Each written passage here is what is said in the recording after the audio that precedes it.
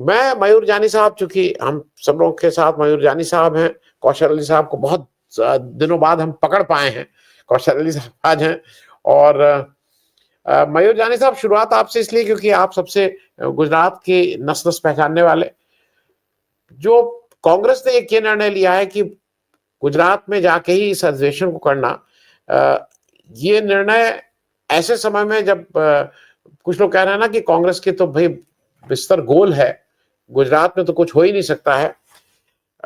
27 में चुनाव है, और 27 के चुनाव के लिए क्या ये पत्थर पे सिर मारने जैसी स्थिति हो रही है कांग्रेस के लिए कि गुजरात में कुछ नहीं हो सकता है, वहां आप जितना जोर लगा लीजिए, या अगर पूरी ईमानदारी से एक बार विपक्ष और खास करके उसमें कांग्रेस अपने को संगठित कर ले और अपने को इसको ठीक से प्लान कर ले, तो गुजरात ऐसा किला नहीं है जो ढाया नहीं जा सकता है।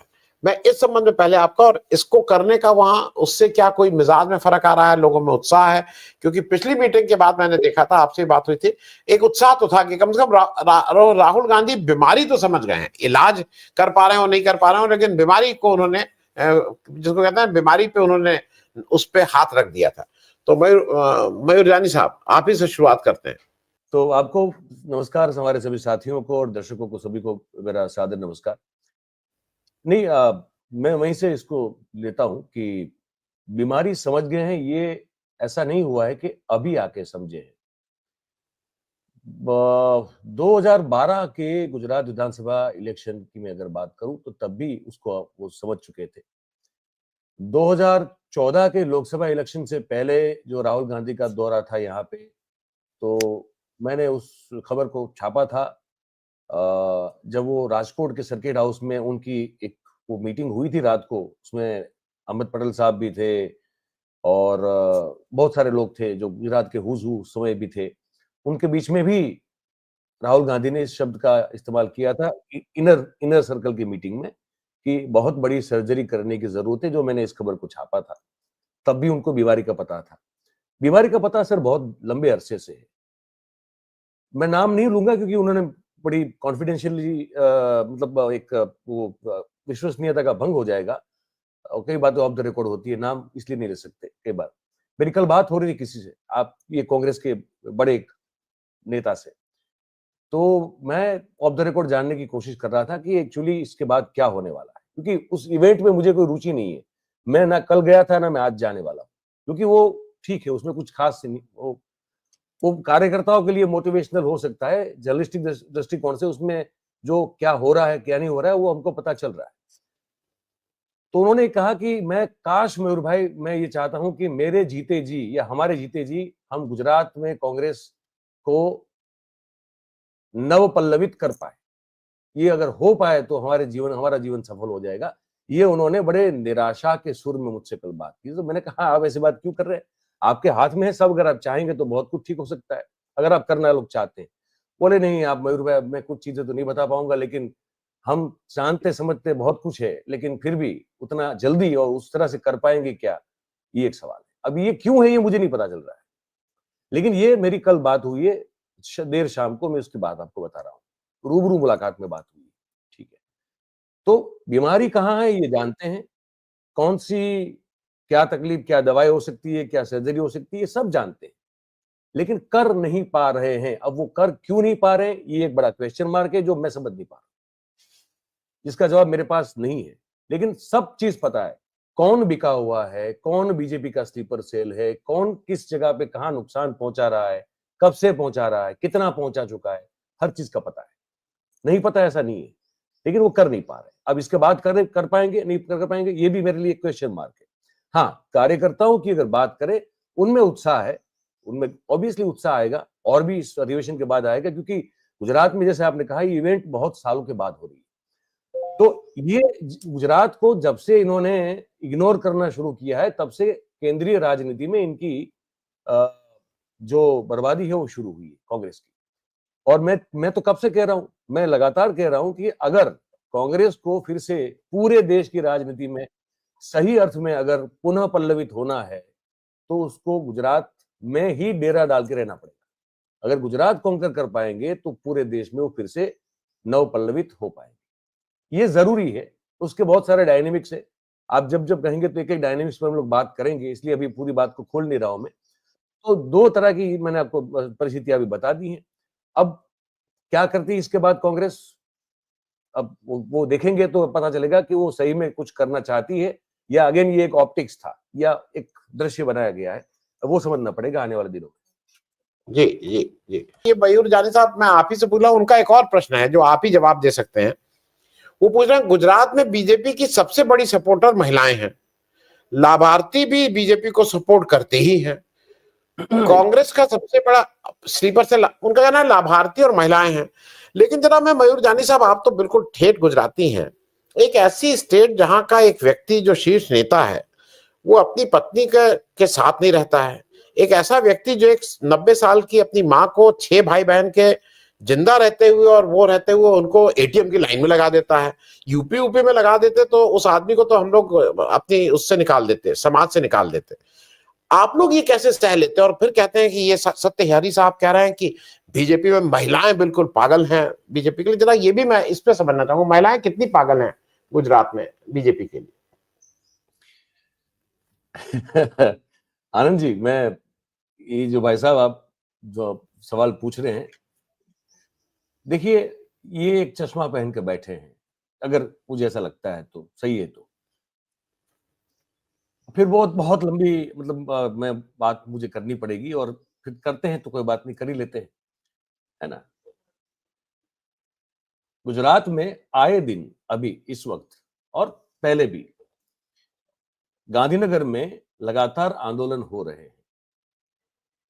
आशा वर्कर बहनें हैं, आंगनवाड़ी की, उनके आंदोलन हो रहे हैं। खेल सहायक के आंदोलन चल रहे हैं अभी, बुरी तरह से उनको पीटा जा रहा है, कुचला जा रहा है। महिलाएं हैं, पुरुष हैं, सब कुछ है, सब कोई। कैसे, मतलब क्या पैमाना क्या है, कैसे तय करेंगे? ये 156 सीट जो आई थी वो पैमाना है क्या कि महिलाएं बहुत खुश है और लाभार्थी बहुत खुश है? अगर ये पैमाना है तो माफ कीजिएगा, मैं तो उससे बिल्कुल सहमत नहीं हूँ। ठीक है, चुनाव जो है यहाँ लगातार छीने जा रहे हैं परिणाम, चुनाव को जीत नहीं रहा है, इसको समझ लेना चाहिए। मैं लगातार ढोल पीट के और बुलंद आवाज में कहता आ रहा हूँ और मैं उसके बहुत सारे मैंने प्रोग्राम्स किए, मैं अपने चैनल पे और आपसे बात जब की तब भी, तो उसमें मुझे कोई शक या शुबा नहीं है। ये दृश्य खड़ा करना बड़ा आसान है, हमारे देश में ये बड़ा आसान है, गुजरात में भी ये बड़ा आसान अभी भी है। लोगों को अपने समर्थन में इकट्ठा करने की एक चेष्टा करना, वो एक दिन के लिए, 3 घंटे के लिए वो कर सकते हैं आप। उससे आपको कोई समर्थन दे रहा है ये साबित नहीं हो पाता, पहली बात। दूसरी बात ये है कि आप, अगर मैं किसी को भी न्योता देता हूं जो गुजरात में है, उनको भी जो नहीं है वो बाहर से आए, मैं साथ में चलने के लिए तैयार हूं। मेरे साथ कहीं भी रैंडमली कोई गांव में, किसी जिले में, किसी तहसील में मेरे साथ आप कहें, वहां आऊंगा मैं आपके साथ। आप, हमको कैमरा भी नहीं निकालना, हम ऐसे ही घूमेंगे, बात करेंगे, चाय की टपरी पे खड़े रहेंगे, किसी ढाबे पे खड़े होकर बात करेंगे। आप खुद महसूस कर लीजिए लोग क्या कह रहे हैं। मैं तो घूमता रहता हूं, मैं जाता रहता हूं, मुझे पता है। ठीक है, तो ये वहम है, ये इनके इनके इनके आंखों के नंबर जो है कुछ इतने बढ़ गए हैं कि इनको नजदीक का भी कुछ नहीं दिख रहा है, ना दूर का दिख रहा है। तो भगवान तो क्या करें, उनसे प्रार्थना कर सकते हैं कि उनका भला करें, वो कहीं ऑपरेशन करवाए अपनी आंख का, अपने दिमाग का, है ना, क्योंकि वहां भी पूरा गोबर है। तो आप कीजिए, अपमान नहीं करना चाहता मैं, वो जो भी है, लेकिन ये कहना पड़ रहा है। तो क्या, ये बात तो हो गई। मैं ओम सैनी साहब जो कि बहुत वरिष्ठ हैं हमारे, बहुत, मैं आदर के साथ ये कहना चाहता हूं कि मैं उनकी बात से बिल्कुल सहमत नहीं हूं, कहीं भी नहीं, एक जगह पर भी नहीं हूं।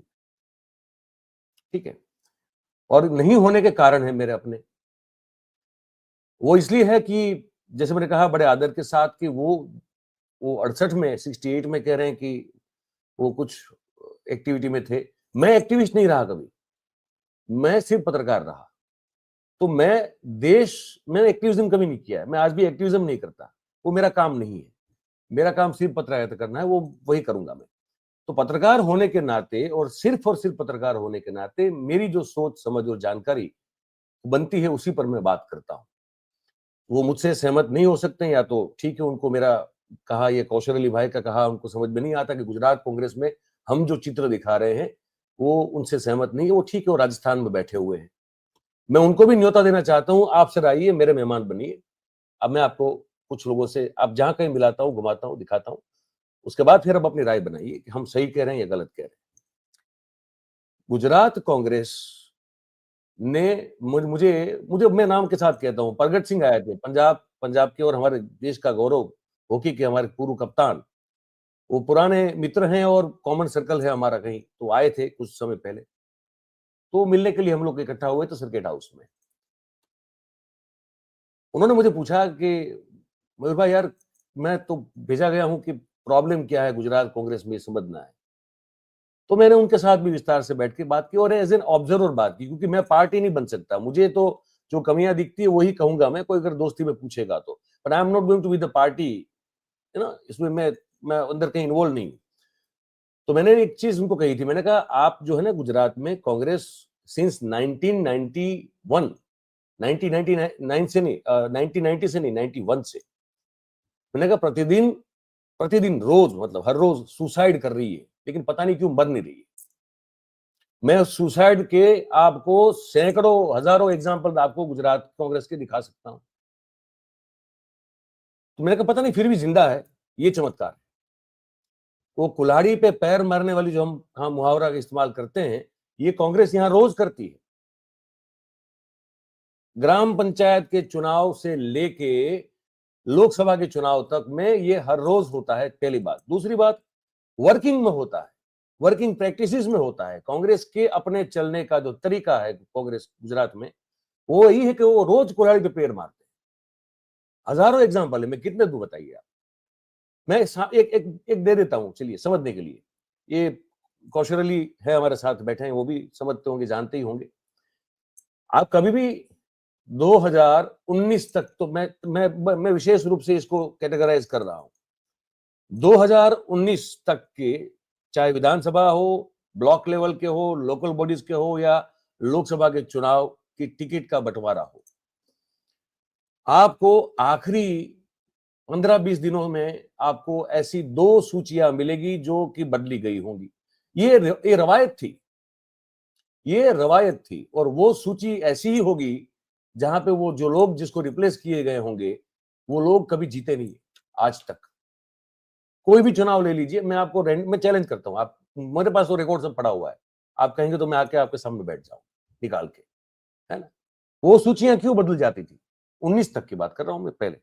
अब आप कह रहे हैं कि सैनी साहब कह रहे हैं कि भाई वो अहमद भाई को लेकर जो हम लोग यह टिप्पणी करते हैं, मैंने सबसे पहले करना शुरू की थी और मैं खुलेआम करता हूं, वो जब जीवित थे तब भी करता था मैं, उनको भी मैंने खुद मुंह पे कहा हुआ है, तो ऐसा नहीं है कि मैं पीठ के पीछे बोल रहा हूं। अब कह रहे हैं कि अगर आपको लगता है कि उनका रोल डूबियस नहीं हो सकता, भाई साहब उन्हीं का रोल डूबियस था, ये मैं कह रहा हूं। उसके भी हजारों एग्जाम्पल्स हैं, ठीक है।